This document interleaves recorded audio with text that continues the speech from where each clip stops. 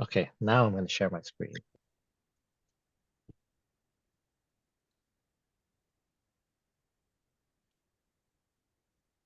Go. Okay.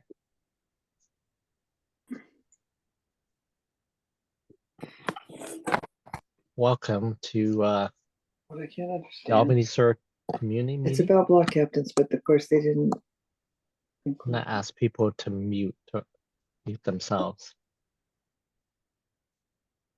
Or Blake, if you can mute people too. Okay. All right. Okay. I think people are still coming in, so it's about to start.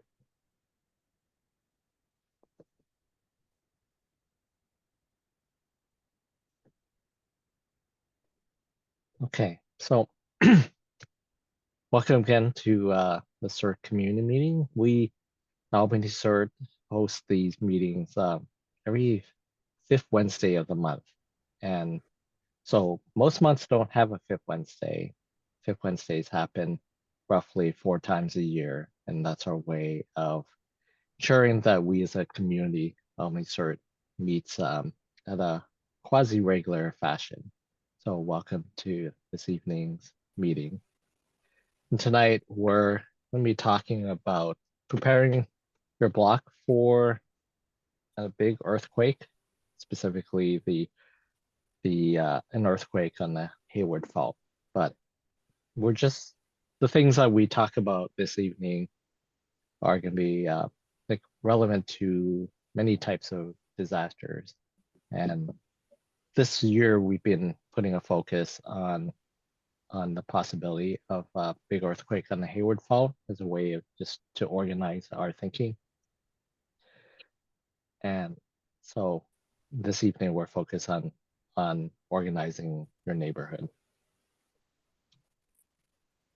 I'm gonna advance this slide here. So tonight we have a few things that we're going to focus on. One is to keep all the things we're talking about grounded in practicality. That is thinking specifically about what disaster preparedness means for you, your family, and your neighborhood, and identify specific next steps. As part of that, we're going to also talk about what Albany CERT has been up to recently to let you know about recent activities. And then as we approach the end of this year, looking forward to next year, 2024, want to think about things what we can focus on for the following year. So again, we are Albany CERT. We're a California registered nonprofit that is focused on disaster preparedness in the city of Albany. We grow out of the FEMA program, which is a CERT, Community Emergency Response Team. And so, as I said earlier, we've been talking about what's called the Haywired Scenario, specifically a hard look at what would happen in the Bay Area if an earthquake, a large earthquake of say magnitude 7.0, the Richter scale, were to happen on the Hayward Fault. So we talked in general about that scenario in our May meeting. And on the slides here, we have, we'll be sending out the URL to the slide deck too, and on the Albany CERT mailing list. But here you can find the links to our previous presentations, the one in May, which is focused on the Hayward scenario in general, and then the link to the August meeting where we talk specifically about earthquake preparedness for your family. So this is a tweet that came out of the California Office of Emergency Services last week. This is I hope that everyone had really good Thanksgiving. This is like as we gathered for Thanksgiving last week, and as many of us will be gathering with family in December in the holiday season, it's a good time to think about also how we keep our families safe. So I really like this little tweet because it kind of tries to distill in a very quick fashion some of the basic things we can all do to help our loved ones be safe. The other reason I included this tweet is that this is a tweet that I found on the Twitter feed of the Listos program. And by way of review of as a step to preparing our own block, our neighbors for disaster preparedness, we should also kind of review steps we can do to prepare our own family. And one of the best guides we've found to help people in this regard is the Listos Disaster Ready Guide. And I just have on the screen the link to where you can find that manual. And I have the manual printed out here, the English version. I think it's particularly noteworthy because the manual is available in not only English, but it's available in 14 languages that are commonly represented, that are commonly spoken in California. And this point is particularly important because a lot of I'm presuming everyone on this call speaks English, but we have many neighbors for whom English is not their first language. And the more prepared individuals are and their families are, the better off we all are as neighbors and as a community. And so knowing that there's this resource available but in multiple languages is something that we can make use of in helping our neighbors prepare.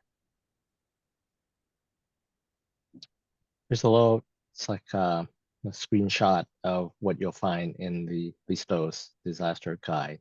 It's like a 24-page manual, but it's nicely laid out, very user-friendly. I really love this guide because they distill the topic of disaster preparedness into a nice, friendly form. So I'd really recommend that you take a look at the manual and actually use it as a way of helping yourself prepare. I find it useful, even though I've been a CERT member since 2017. I've been thinking about disaster preparedness for a good length of time. But I admit that I still have a lot of work to do in that area. And I'm finding that even something like this guide be very, very handy in that regard. That's a guide that I can share with the rest of my family, my friends, and also my neighbors. I know I can't actually see you out there on my camera, but if you have any questions, please type them into the chat or raise your hand, and one of the other CERT organizers will, I'm relying on them to help me to know that someone wants to ask me a question. And so please interrupt me too. Any questions at this point?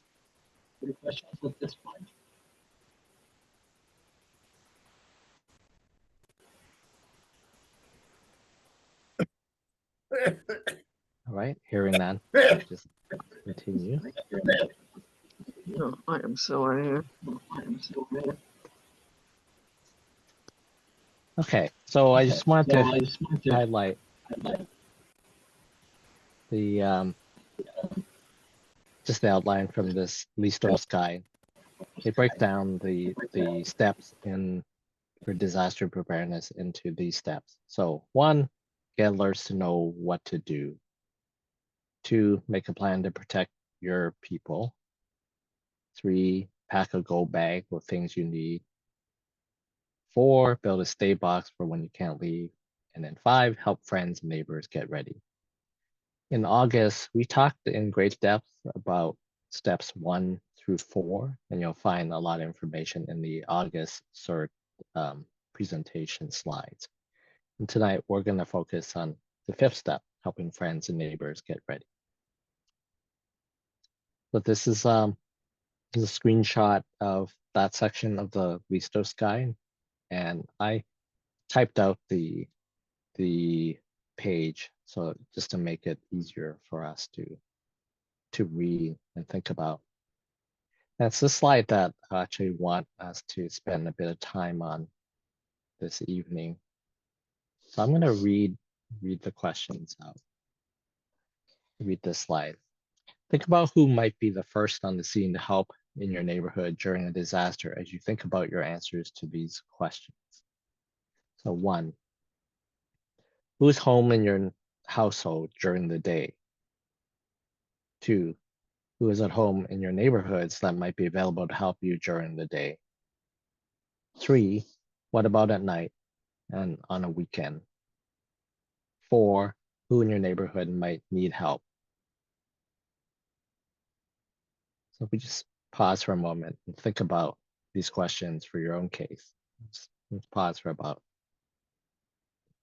15 to 20 seconds.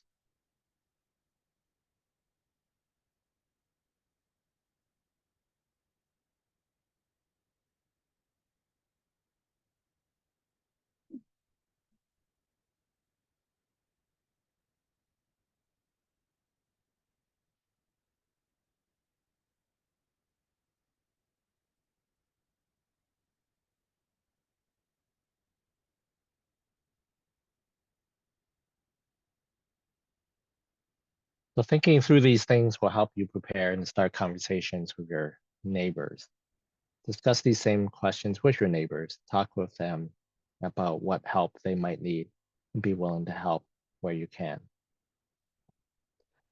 So I actually would like to spend a bit of time just to reflect in this exercise and to think about the things that enable us to talk to our neighbors and what we know about our neighbors and the ways in which we can relate to our neighbors, because that's, I think, my experience has been one of the challenges in terms of really preparing, like making your block safer. It's the ways in which we do know our neighbors or don't know our neighbors.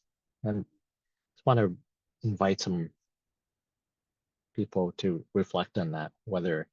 What has your experience been in terms of answering these questions 1 through 4, and then how you are facing the challenge of getting to know your neighbors and working together.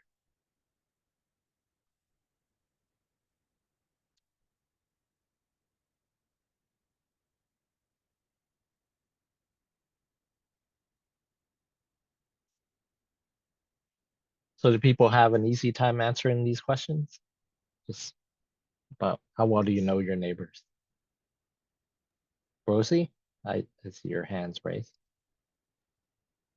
I would be interested in hearing other people's experience when if they've reached out to neighbors and have really been shut down with neighbors, not individually, not towards me per se, but a lot of suspicion about not, I don't want any other neighbors to know my situation. I wouldn't want anybody to know my email, this sort of things, I think that all neighborhoods, all blocks have issues.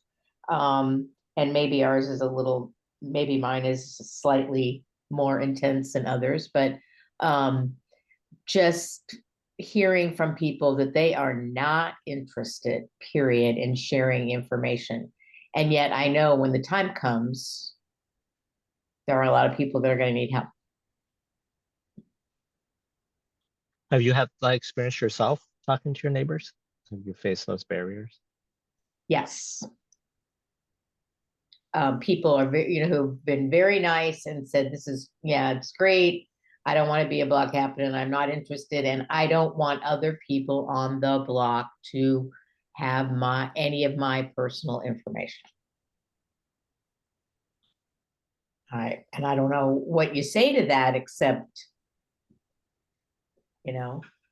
that's how we're going to be able to communicate with one another when the time comes, and et cetera. But I'm just curious if other people have run into that. Thank you for that question. Nick, do you have? Yeah, well, I see your hand. I'm got a very different experience here, 600 block of Spokane. We've had a neighborhood directory for years and years, and we keep it more or less up to date when we have our annual block party, and then we'll let people look at what we've put there and update it. Or if somebody moves into the neighborhood, we go get their information. And I don't recall anybody on the block resisting this at all. And what we collect is phone, email, names of people in the house, ages of minors and older people, medications if they want to put it down, so that we make sure to get those, and where the gas shutoff is in their house. And we've got that, I would say, 70% collected, and just haven't had an issue with it. But I wonder what other people are running into. Thanks, Nick, for sharing your experiences, which have been very positive with your neighbors. Or Right.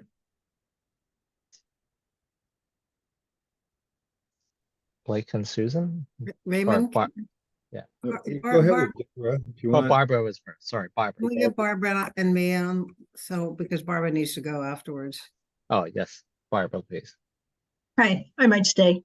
Well, Debbie and I, along with Michael Gold, are on the 800 block of Cerrito Street, and I'd have to say our experience is much more similar to Nick's.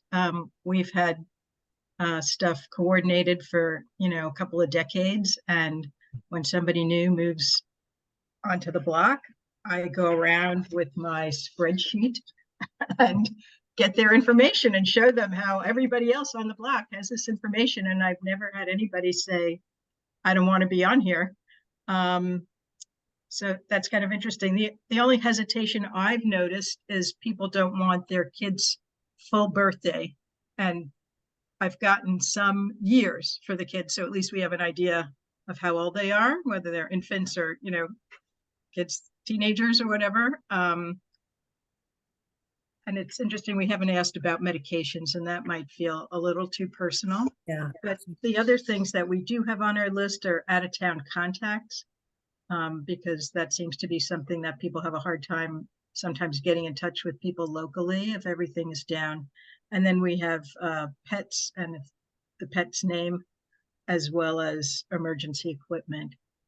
And so we also have one of our block captain many years ago created this sheet that is like a picture of our block, and it's like a little map of who lives where next to each other, which is just kind of nice visually, so people can see, oh, that's across the street from so and so, or that's next door to this and that, instead of it by the number on the spreadsheet. And when you pull that up in Google Drive, it actually pulls up a map of the neighborhood, and of our block.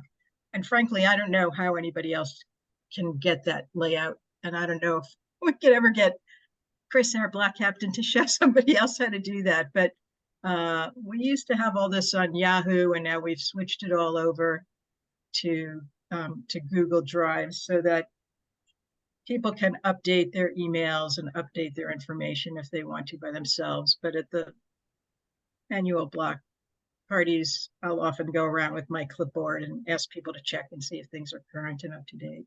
If I can add one more comment there, that we've had our directory on Google Docs for a while. People don't go and update their stuff, and it's when we ask them with the sheet in hand that Right. we get a response. Yeah, well, And, it's the younger people that have moved in yeah, in more recent years that I think are just more comfortable and familiar with doing things on Google Docs. And that's how we were able to switch it over. We had some young people move in and they helped us transfer it over and set it up because Debbie and I really didn't know how to do it. But now exactly. that it's set up, I can update it and I make sure that I do as well. Yeah. And I like the idea of out-of-town contacts. I'm going to add that to our list. I think that's a really good idea. Can I make a comment too? One of the reasons I wanted to come on tonight was that I find I'm really frustrated with a lot of my friends who don't know their neighbors. And I'm grateful to Stephanie and Leonard many years ago. Another person on the block started this whole thing. So we've been doing it for so long. It's so nice to be able to send out an email to the block and say, I need to borrow a cup of sugar. Does anybody want my plants that are, does anybody, we ask each other for everything. We support each other through this, something that was set up as a disaster preparedness tool has become an everyday piece of our lives that makes our lives so much richer. And excellent. And I have to say, because we have that Google email, the group email, it helps people continue to get to know each other and know that people are active and involved. And I think that whole concept of people knowing each other on the block makes a really big difference.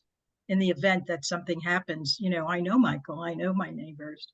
I'm more likely to want to check in on him and vice versa and have somebody help out. The other thing that I'm not sure if we still have it, but I think in somebody's garage, we had some supplies that were purchased many, many years ago, some first aid things, walkie-talkies. I don't know if everybody knows that anymore. We haven't really done like a block meeting to focus on preparedness in a very, very long time. Maybe this will kickstart us. Thank you, guys. Yeah. Also want to give credit to Amy and the CD that she produced many years ago that showed us how to do a search and rescue. I found that very, very helpful years ago. So thank you, guys. Well, thank you. That was very inspiring. Blake and Susan?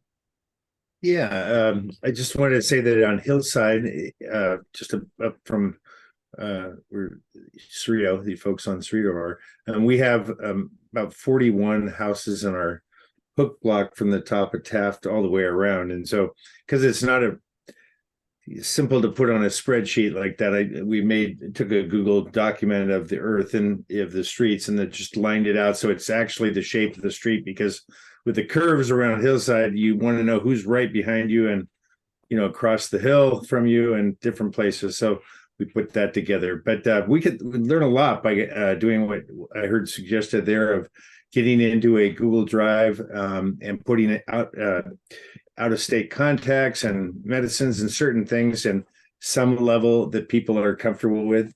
But I also acknowledge the person who started this whole line of questions was there are some people that just don't want to be bothered. They're really fearful about privacy, and that'll happen. I mean, we like on our block, similar to what Nick and Barbara and everyone was saying, there is in their areas, we have about 85% people putting all the information up of their pets and their dogs, their phone numbers, emails. And so I wouldn't stop with that. Just respect people that don't want to be part of it. It's like, okay, you're on your own, but if you need help, we're around here if the time comes. But it'd be, it's hard to get them to participate necessarily in the preparation. They just want to do their own thing. That's basically what I had to say. Thank you, Blake. Amy? Yeah, hi. Well, in terms of that first question, I would say there's two things that come to mind for me. One is typically when I go up to a neighbor and ask for their information, I do come with a paper thing of the current list, and I kind of make sure that they kind of see that as a way of, it's a little bit of light peer pressure that everybody else on the block has been providing the information without exactly saying that, and kind of like show them, hey, we have this list and it helps us, and that kind of stuff. We also every time I produce it, which is usually around once a year, I remind people that it's only to be used, and I write this in every communication, to be used for neighbors discussing neighborhood issues or talking to one another, and never for marketing, never to be shared, never, that kind of thing. Another thing that can be reassuring is whenever I send out communications to the block, it's always with a blind CC. And then I guess the last thing I would say is, if with all of that in place, if the person is saying, I don't really want to participate, what Blake said, which is tell them, where we're here and, want to be helpful, and just let us know. And then, not focus on the people who don't want to participate. The main people that you want to focus on are the people who do want to participate, who do want to build that community. And eventually those folks who may be less inclined, they hover on the outside edges a little bit, but can be brought in by other things sometimes, like maybe that person's more interested in a block party or things like that. So we try to look for other ways to build community that isn't right around disaster, or maybe isn't requiring them to sign up on the block list. They might participate, and you get to know them and information about them, and be able to include them more in the community in slightly different ways if they're not as interested in providing, the stuff on the roster. Oh, that's great, Amy. Lots of practical experience represented there. Thank you.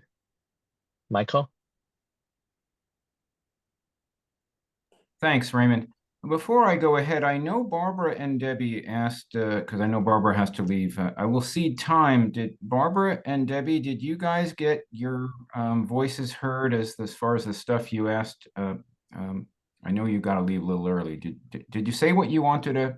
Did you get across everything you wanted to get across, first of all? I think so. The only thing I would add in terms of the people that are more reluctant is, just as Amy was saying, why don't you start a list with all the people who want to be involved? And then I think once other people see, like we both do, we walk around with our list already of all the people that are on there, other people might be more likely to want to be included as well, or not, but at least you have a start and you have some people who want to participate. And Debbie, you and I chatted earlier today. Did you get your thoughts out? Thumbs up. Yep, we're good.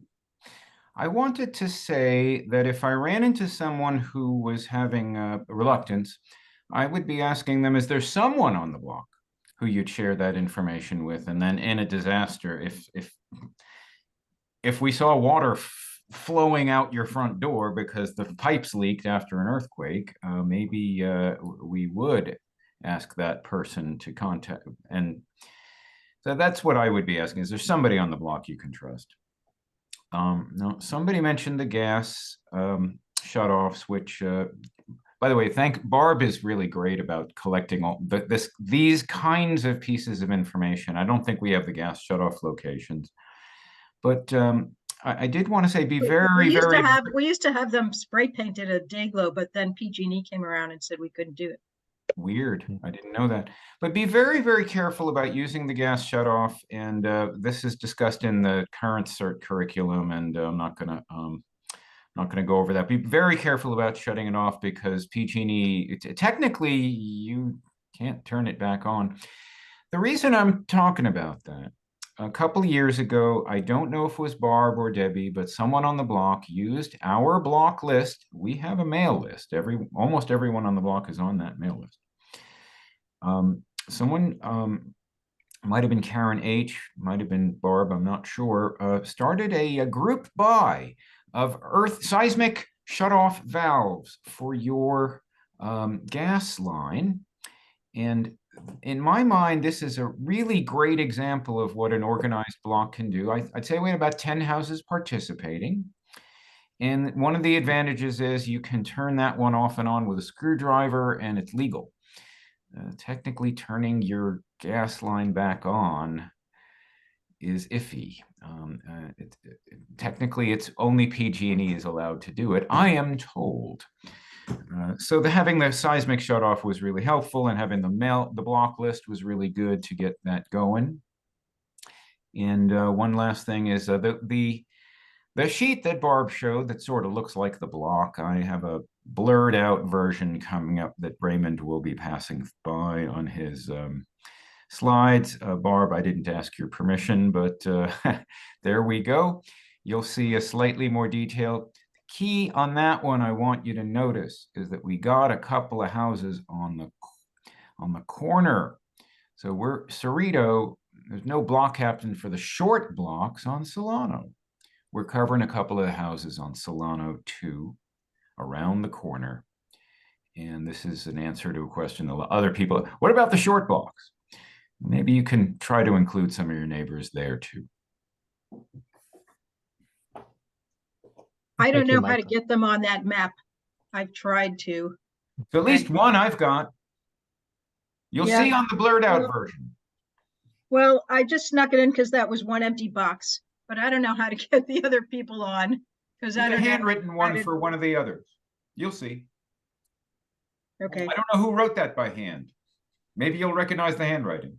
well, it's probably me, but in terms of setting up that sheet, that document to include the corners. Well, I'll reach out to Chris and ask if he'd be interested and willing to maybe come to another CERT meeting and share that information about how he set up that sheet. And anyway.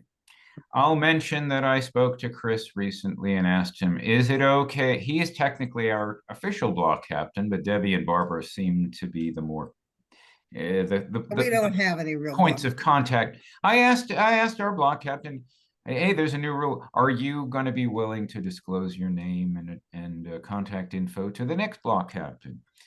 And he was interested. So I got to talk to him more about that. I think we'll get to that later. Well, thank you for this great conversation, which is like the most important part of today's meeting.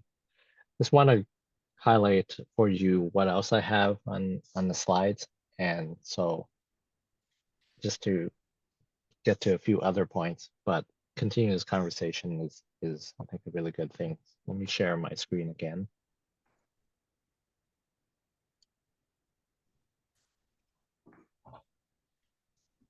Okay, so let's give you a preview of the rest of the slides. We were talking about questions that are in the Listos manual to get conversation going with among your, like with you and your neighbors. But I want to tell you, ask Blake to talk to us a bit about the formal Albany Block Captain program and its current status. So Blake, could you do that for us, please? Sure. The block captain program is it's older than the CERT program. It's been going on here in Albany a long time. And certainly the whole idea of the mapping came originally from block captains in their areas in the alert programs and things after the Loma Prieta and the Oakland Hills fire. Anyway, the program still exists. We went through as the CERT group and we took this block captain program on manual and we updated it significantly. I think the Listos materials have much simpler and better, easier to understand than what we have there, but there is some overlap of that material. But I would rely on the Listos when talking to for yourself and your neighbors. But the block captain program's designed more towards what the block captain can do. And so it has been updated and we're going through, I'm working with the fire department under our MOU. I also run the Albany CERT. So I'm very close with, I've been given the old block captain list. I've been, there was over 260 names or 280 names on there. And we added the block captains we knew about already that were good. And so I did a complete data alignment to figure out who's where and check the people. A lot of the people that had retired or moved on or moved out of Albany. Pandemic changed a lot of it. So we have a very updated program, and I'm working with the fire department now to go back and make sure that the block captains know to be a block captain. They're very two simple requirements besides having the enthusiasm and interest to do it. But you have to be able to be willing to give your name out to anybody who moves into your neighborhood and says, "Who's my block captain?" If you're that block captain, they're going to give your contact information. The city will give that to the resident that's newly moved into your area.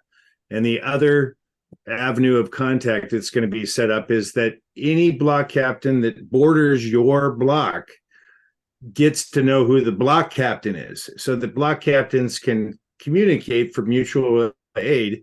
When things go wrong, they know who to call that's right next door to them in the block next door. So those are two requirements basically that we're setting up to, if you're going to be a block captain, you have to be willing to do this. And we're also not looking at just block captains. We're more interested in where it works is to have block captain teams where you have several people, 2, 3, 4 people that work together as a block captain. When Loma Prieta hit, I was over in San Francisco and couldn't get across the bay for a long time. So, I mean, those things can happen. You don't know who's going to be in town when some disaster hits. And it's nice to have a block team that are co-captains or committee would be very helpful. So anyway, those are the major parts of it. Does anybody have any questions about the block captain program, where it's going? I mean, you'll see more very soon, I would imagine, in the next quarter. It'll be finalized and rolled back out, and we'll be moving it forward.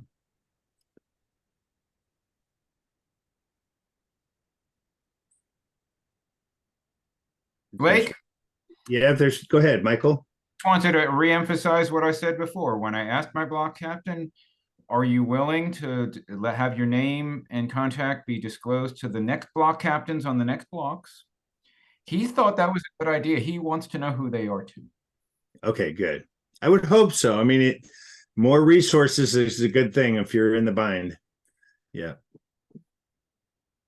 Okay. Thanks. Thank you, Blake. Nick, you have your hands up. Yeah, I was just going to ask, how do I We lost your audio. Oh, Nick, you're muted. You're gonna have to start with Yeah, your whole question. Yeah, the question is, I don't know, how do I find out whether I'm a block captain? I don't know whether I am. I'm not sure. I don't think I am.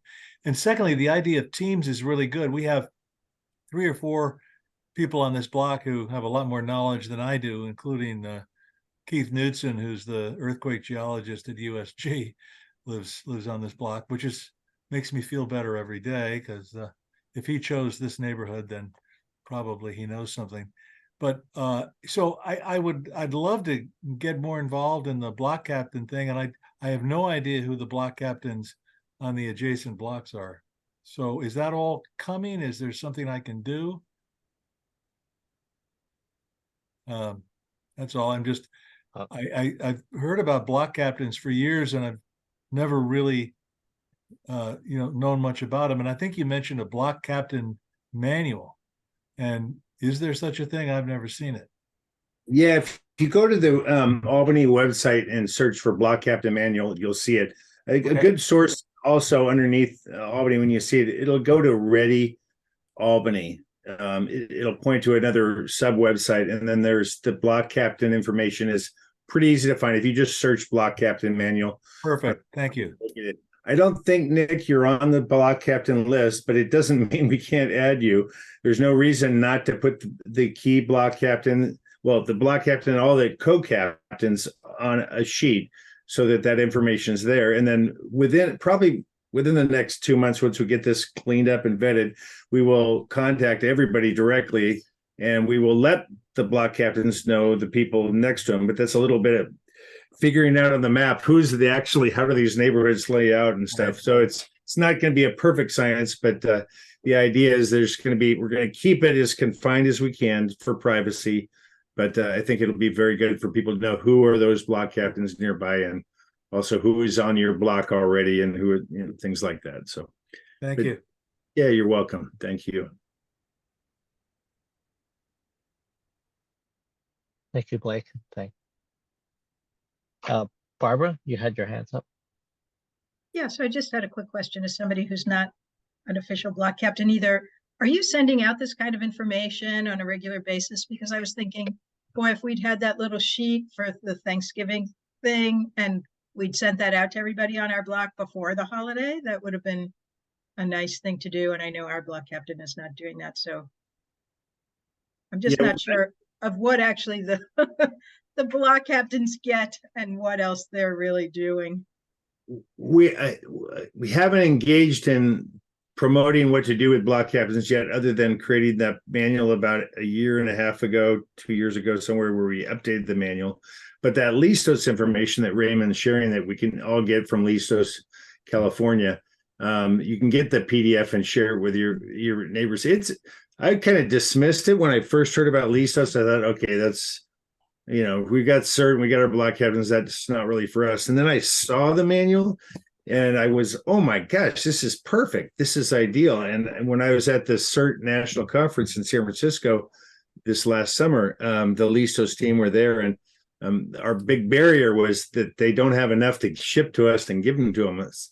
But they do come out with a grant every year, and I'm looking for it. As soon as that grant hits, I'm going to apply and try to get a full stable of languages that will cover our blocks in Albany and all the different languages that are spoken here in Albany.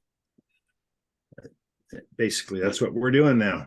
But it's going to take a little time to get those together, because I don't know when those grants will come, but hopefully by, somewhere in, I don't know, mid next year, the Listos grant will open up again and we'll be able to get them. But the PDFs are available now. So the PDFs are very valuable to many of us. So. Linda, you have a question? Hi, I just have a clarifying question about the so if we go out to the city website, then and go to the block captain information, we can register ourselves as a block captain. Is that true? Or I'm kind of confused. How do you become an official block captain? Not yet. That's not set up as a mechanism yet, but that will be part of it, is how people can say, hey, I want to be part of the block captain here, or I want to know who my block captain on my block is, or I'd like to join them, or so those kind of things will be done. We're just trying to do the analysis backwards and check to make sure who's still in Albany to see what we got. But we're getting close on it, a lot closer than we ever had. And so that'll come up soon. But you can certainly, I don't know if there's a place where you can say, hey, I'm interested in being a block captain, but we should certainly I've got your name, Linda. I'll put it down here just to have it. But we'll have a mechanism where it'll be very clear when we roll this program out.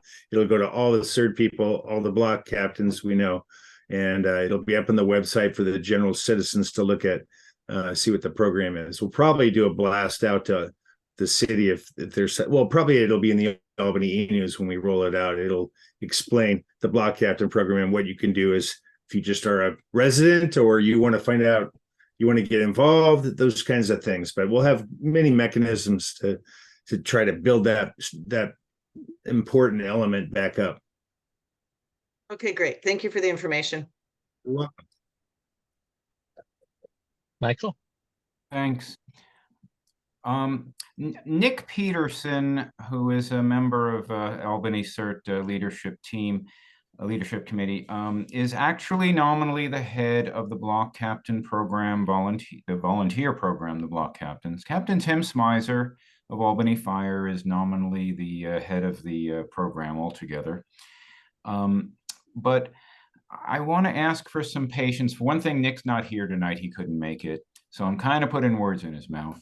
And for another thing, Captain Tim would say that the program is a little bit in transition right now. We're trying to, Blake and Captain Smizer are trying to work out the details of what the new program will be. The biggest change being this business about disclosing if you're a block captain, we're asking people to disclose to the adjacent block captains and vice versa, so that you would have their stuff. And that may sound like a tiny little change, but the city and Captain Smizer are very concerned about privacy, and they want to make sure that everyone is giving permission for these personal information disclosures that don't go out to everyone. So I'll ask you a little bit of more patience. I'm sorry, I know this has been going on forever. Nick has words about that. I won't try to repeat. But the idea is that we do hope to have a new memorandum of understanding with the city. And whether that's on paper, on the same piece of paper as that or another piece of paper, it's going to say that these are the new terms and conditions of the program. And we're going to ask every block captain in town to say yes to, when they get an email, to ask them to say yes, it's okay. Block captains on adjacent blocks can know my name and number. I want to know theirs. That's what we're going to be asking all block captains to do. If I'm not mistaken, that's what Nick Peterson would be saying right now if he were here. Thank you, Michael. So our hope was to try to keep this meeting more to about an hour. We have about 10 minutes left. So I just want to give you a high-level overview of what other things that we just want to mention. And I'm just going to glide over some other things. I'm going to share my screen again.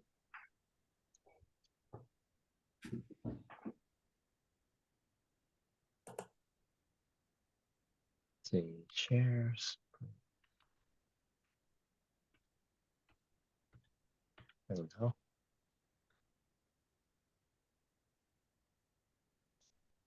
Okay. So there's mention of the block captain manual. I also dropped the links to the slide deck into the chat, and we'll be sending these links and this information out on the Albany CERT list. So hope you be able to get all this information and be able to review it at your leisure. So I have a link to the block captain manual, which I also dropped in the Zoom chat. And it's packed full of lots of useful information. So we ask you to take a look at that.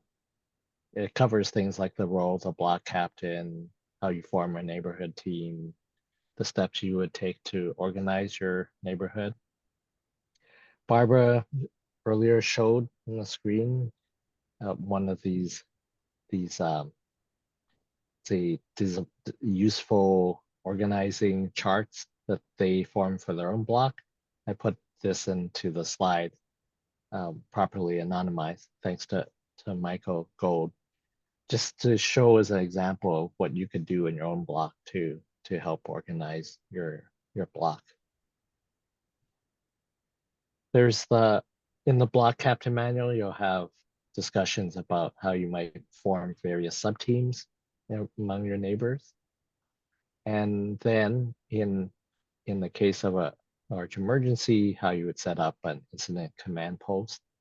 I'm going over this very quickly, just to highlight what's in the block captain manual, but also to flag for you possible topics of things we could gather together as block captains to talk about in greater depth.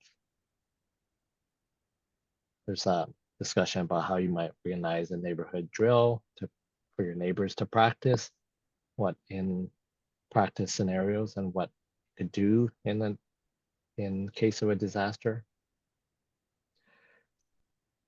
As Michael said, that Nick Peterson, who heads up the block captain effort on behalf of Albany CERT, or the volunteer block captain effort, the thing that he wanted me to convey tonight was this, that we really need a lot more block captains to cover more of the city, especially in the larger apartment building, the apartment buildings and large multi-family structures.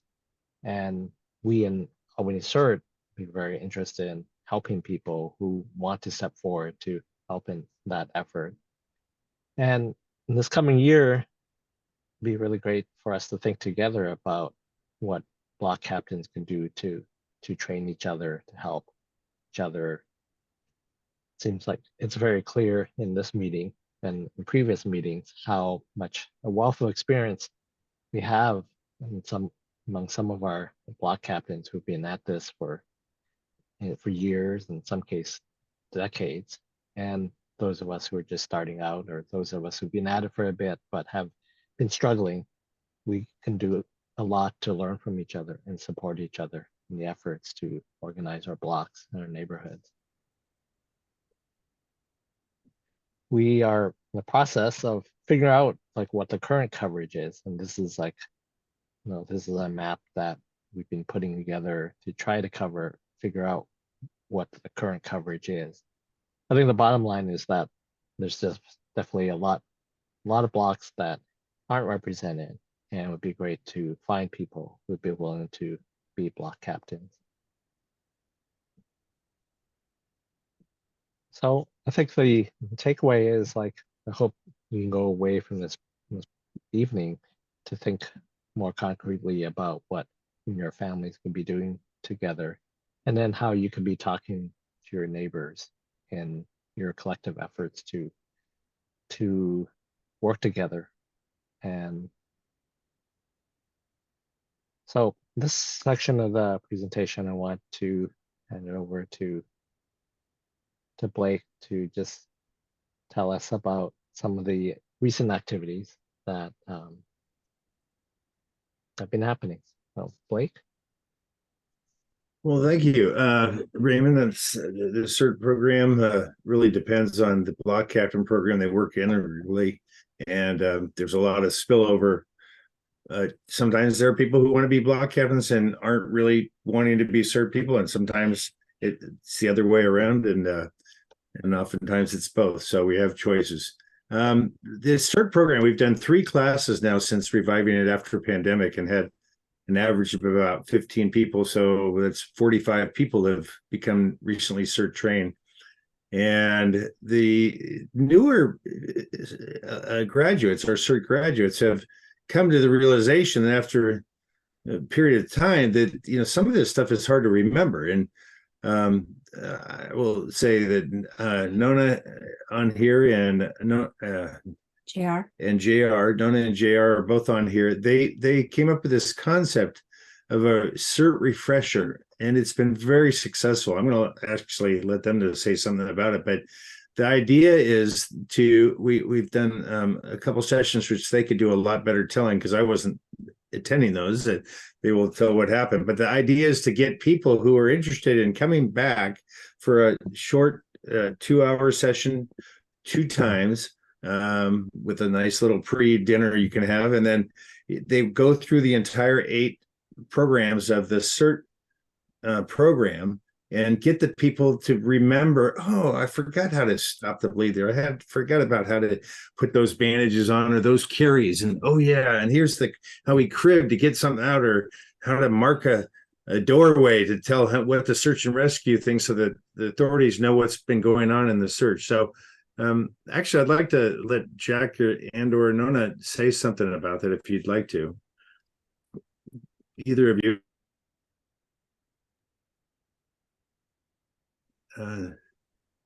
Nona, are you there, or Jack? You just have to unmute yourself.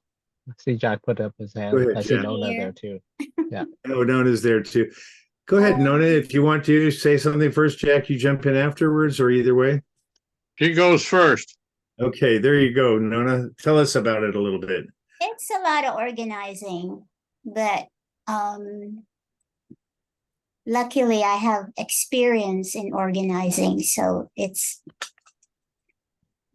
more of doing it effectively, because there are actual procedures that you have to review physically. So finding people who are willing to be leaders in the review itself, people who are more experienced, was a bit of a challenge, but people stepped up, except for the last session where I couldn't find anybody else for the for unit 8 and 9. Jack took over the 9. I took over the terrorist portion, which was kind of difficult, of course, with everything else that's happening. But luckily, we don't really have an official role in Okay. trying to. Okay, thank you. Oh, is someone talking? Okay, yeah. Okay, so anyway, that was probably difficult, but it was easier to present. Yeah, I think the problem is really takes more preparation. Just getting people to volunteer, because this is all volunteer. Yeah, but next time I think it would be more like a study buddy kind of thing, except the more people get involved, the better. Yeah, because it's all procedures and methods and stuff that we were trained for. And sometimes I'm thinking maybe this type of approach is going to change because, you know, with technology, maybe something else is happening and some new ways of treating emergency injuries have come up. I don't know. But it's good to really connect with everyone else that have trained with CERT, Yes. because it's also confidence building and community building. It's good to have everyone together. I think that's the most important thing.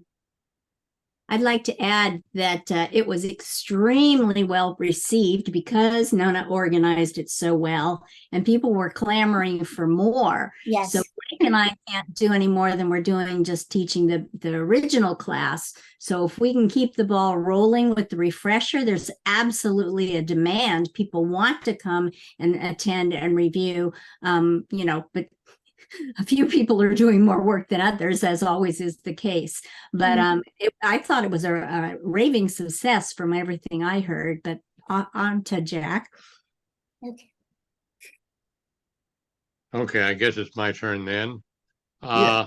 Nona planned it very well. She ended up with several of the members of people going back, what, as much as 10 years or more on a CERT. So we got a perspective of a lot of people who have been involved with pre-COVID, through the pandemic, and back here for now. And everybody that was there seemed to want to have a grasp and add to it. A number of the things that people brought out. One of the best things that people brought out was being involved with the scenario. And I know that some of the people got to be there as the victims, and they said that they learned as much being a victim as they did when they did their scenarios. And so bringing You're certain talking about members in there to CERT be training, The right? CERT final. You're talking about the CERT final? yeah Okay. yeah the scenario at the very end. I Yeah. know a number of the people became the victims there for the last group that you had. Yeah. And because of that, whoops, I don't know what okay. Because of that, they felt that they learned a lot about what the other people were doing and the things that we were able to add to it with the people and everything. They seemed to like that. I mean, some of the people said, whoops, so those headlights, you know, that we finally started getting for the people, you know, were shining in their faces. So it had them. And so that would be something that we learned right then and there, that if you're going to be having a real situation happen, those headlights will help you, but it's also, you're going to have to make sure that you're dealing with a real victim. That was one of the things that I heard out of that, besides the fact that getting more of the existing certain members to be involved there. And another thing was everybody was trying to figure out the things that they would like to have. And I think one of the things that my goal was to try and get as much information started as about what do the people have from 10, 15 years ago in their bags that we don't have, and what do we have in our bags that they don't have, and try and make sure that everybody that's going to appear when that disaster happens is ready for everything. And that's a little goal that I have, and some people that I have connected to me that have been able to provide for us. and that's going to continue with that thing. I know I just got a new shipment, so we want to make sure that everybody that we're seeing here and down the line is as prepared as possible. I mean, it's real nice to know that you're ready for yourself. But when this happens, and I unfortunately have a lot of experience of these circumstances as a participant and as a potential victim by being in earthquakes and hurricanes and tornadoes and massive snowstorms, these situations that until you see it, you really can't understand it. So, and I keep trying to impress everybody. Anytime you're doing a scenario, anytime you're thinking about it, think about this is what's really going to happen and are you prepared? And so Nona did a great job. Everybody that was there wanted to know more, wanted to be ready, wanted to be more involved.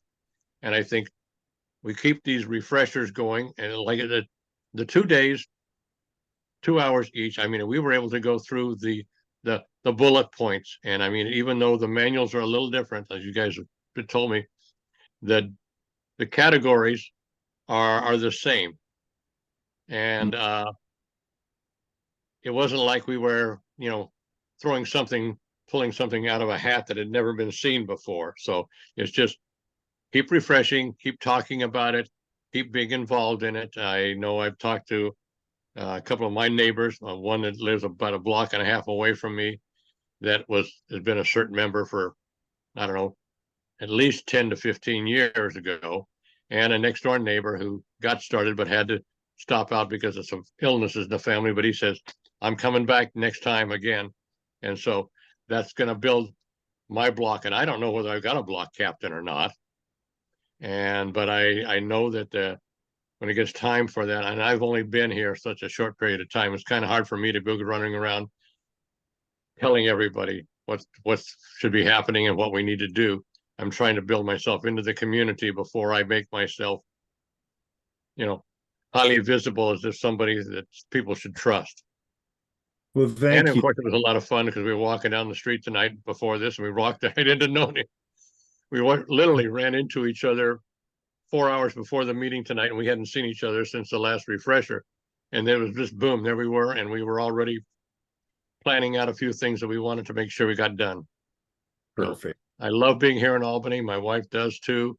And this is a great program and things that everybody wants to do. A little side note, Michael, I lost your phone number. I need to talk to you after this, either tonight or tomorrow. If you have my number, give it. If not, get it from Susan and Blake. And I got a solution to that one issue we were dealing with. So. All right. Well, thanks, Jack. Thanks for all your input and your contributions. I want to give Nick a chance to jump in there. Go ahead, Nick, if you can. Real quick, I just wanted to say, whoops, here we go. You're good. Yep. Now you're on mute. Oh, now you're muted. There Okay. you go. Now you're good. Sorry. I would strongly urge that we keep these refresher courses going. One, I mean, I was there at the last one. JR was terrific, and so were a number of other people. And I think it's really important for someone like me who can't keep anything in this steel sieve of a mind I have. But that's one thing. And then two, to encourage that, can we get the initial CERT instructors who do the classes every year, every spring, to build in the expectation that you're going to do a refresher, and maybe even a standard, like we were doing these refresher courses, and we expect you to take one every 2 years, and it's just a few hours, something like that, so that we build in the expectations. We'll build that in. We'll build that into the curriculum, because that's an excellent idea, and I'll make sure we follow up on that. Okay, great, thanks.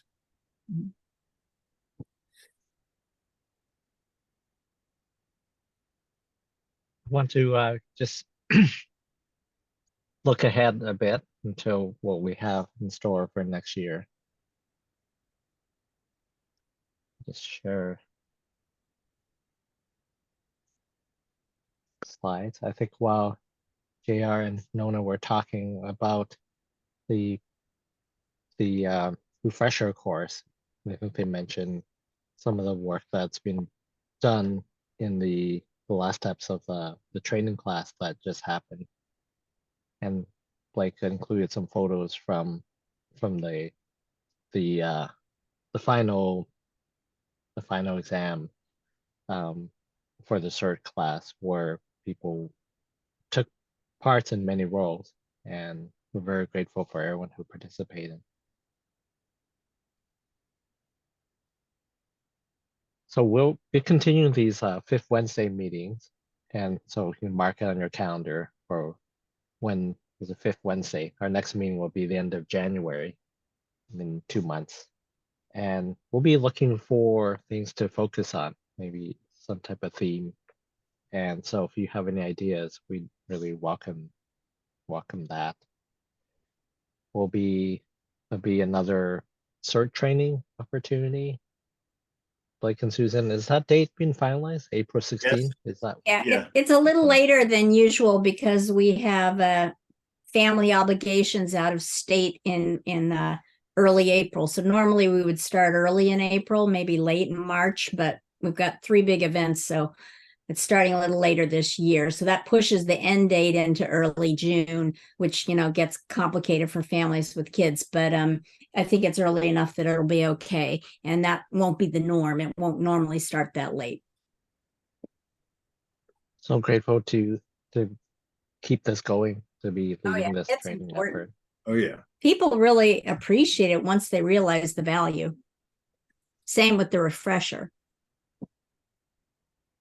So I think there's a strong desire to do refreshers. Or is this is about So refreshers? we might have the refresher sometime February, I think. Right? Blake, did we talk about February? Yeah, whenever you want to do it, it's fine. And we should be around, but we may be out at certain times if you want to check with us. But again, we're not instrumental to the whole program. You guys are driving it, but we're happy to support where we can. Yeah, we were suggesting that the refreshers alternate in terms of when they are in the year so that we can at least be a backup. If it goes on at the same time that we're teaching the CERT course, where we're like completely hands off, which they pulled it off just fine. But if they want any kind of backup support, it would be better if the refreshers were in between all the CERT courses. So it's refresher, CERT through the year. And that way we can be of more help. Okay. Okay. And then reminder that all along the way, there's an Albany CERT radio club that's been drilling, practicing every Wednesday night, if I'm still correct. So that's just for people who don't know, that's been a very important activity that's just been ongoing, happening faithfully, and they're always welcoming to new people too. So We get people from the CERT classes. They realize how critical it is, because that may be the only way to communicate when radio cell towers may be taken over by the authorities. I don't want to expound too much, but people realize when we teach the class that they've got to have some sort of backup communication. They can't count on their cells.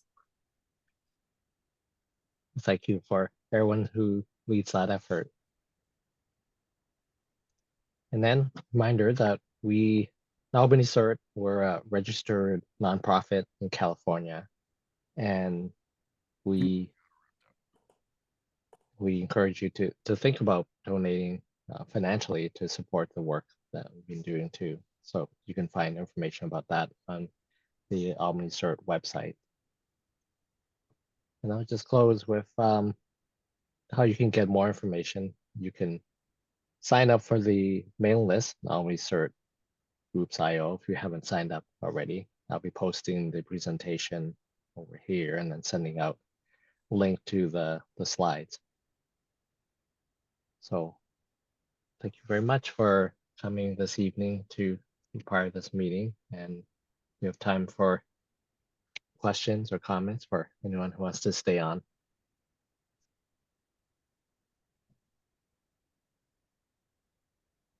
Thanks, Raymond and everyone. Appreciate it. Thank you, Bill. you all. I want to thank you too. I know how much work this was, and it's really appreciated. You covered a lot of good points. Thank you. Thank you, Susan.